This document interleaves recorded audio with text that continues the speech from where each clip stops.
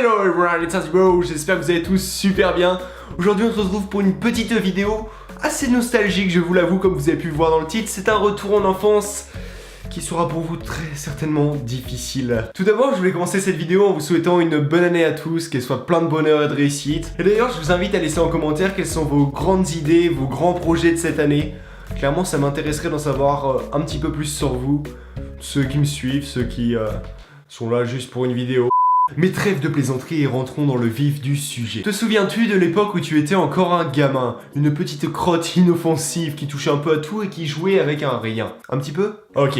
Commençons par les jeux de société. Si je te dis les caplas, ça te dit un truc? Ouais, ces morceaux de bois avec lesquels t'essayais de faire des structures à peu près stables, où t'essayais même de faire des parcours de billes, de voitures. Mais aussi, je me souviens de faire cette putain de tour Eiffel sur l'affiche. Entre nous, c'était impossible ce truc-là. Sans plus tarder, passons à la deuxième catégorie. Qui n'a jamais joué au Playmobil? Quoi, tu te fous ma gueule? T'es en train de me dire que t'as jamais joué à ces bouts de plastique où t'essayais d'échanger leur coiffure? Que tu n'as pas non plus construit une ville aussi compliquée qu'une notice Ikea écrite en allemand? Non, je te crois pas. Attends, mais du coup t'as jamais essayé de faire la poignée de main impossible? Bah ouais, parce que ces trucs-là, ils ont pas de main, mais ils ont des machins incurvés où rien ne tenait. Bah ouais, mais en même temps, si tu voulais prendre des trucs un peu plus réalistes, fallait acheter des Action Man, you know. Mais je pense que le plus drôle dans tout ça, ça serait de retrouver les histoires loufoques que tu racontais à l'époque. Et là, il y a Martine qui arrive avec son dinosaure, elle demande les impôts à Gérard. Et là, Gérard lui dit, bah non, Martine, c'est pas le jour des impôts. Et puis, là, il lui lance des bananes. Maintenant, en grand 3, si je te parle de cours de récréation en primaire. Ouais, tu te souviens, tu te remémores un peu? Si je te dis les billes et les Pokémon, bah moi dans ma cour de récréation c'était à peu près ça en fait. Il y avait ceux qui jouaient aux billes, ceux qui jouaient aux Pokémon et ceux qui jouaient aux cartes de catch. Ouais, il s'est changé des John Cena, des Rey Mysterio en or, banal comme ça. Dis-toi quand même qu'à l'époque on jouait les économies de nos parents sans aucun remords pour 10 PV. Ah bah c'était comme ça, c'était la dure loi de la nature en primaire hein. T'étais avec tes cartes comme ça, boum boum boum, et par contre quand tu perdais t'étais en mode... Non. Ah non mais c'était ça les règles hein. C'est pareil pour les billes, tu te niquais le doigt, te le frottais comme ça. En plus il y avait plusieurs manières de tirer hein. Je m'en souviens, les gens ils jouaient comme à la pétanque, ils étaient en mode hop, les billes, boum, je te mets un carreau. D'ailleurs je vais vous raconter une petite anecdote qui m'est arrivée. J'ai perdu un calot contre une bille de chat.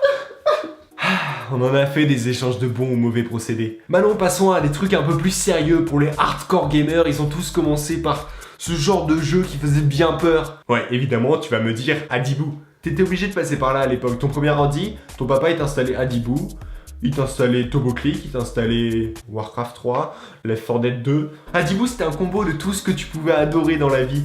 C'est-à-dire jardiner, entretenir ta maison, cuisiner et te faire voler par des méchants qui rôdaient autour de ta maison. Tu fais de la merde? Ok, je bouffe ton gâteau. Ah bah c'était la dure loi des jeux vidéo, hein. À l'époque il t'apprenait la vie hein. Mais moi ce qui m'a le plus marqué dans ce jeu là c'était la musique.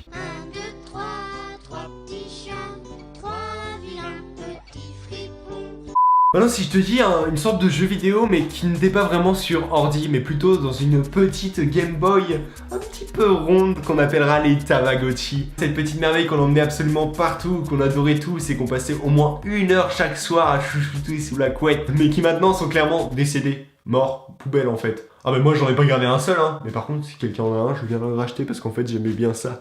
Bon maintenant passons au dernier, Mario et Luigi. Que tu y jouais sur Nintendo 64 ou Gamecube, ou que tu y jouais en mode carte ou en mode aventure, c'est un jeu incontournable. Ces deux gars là ils ont fondé mon enfance, c'est-à-dire que les premiers stress viennent de là.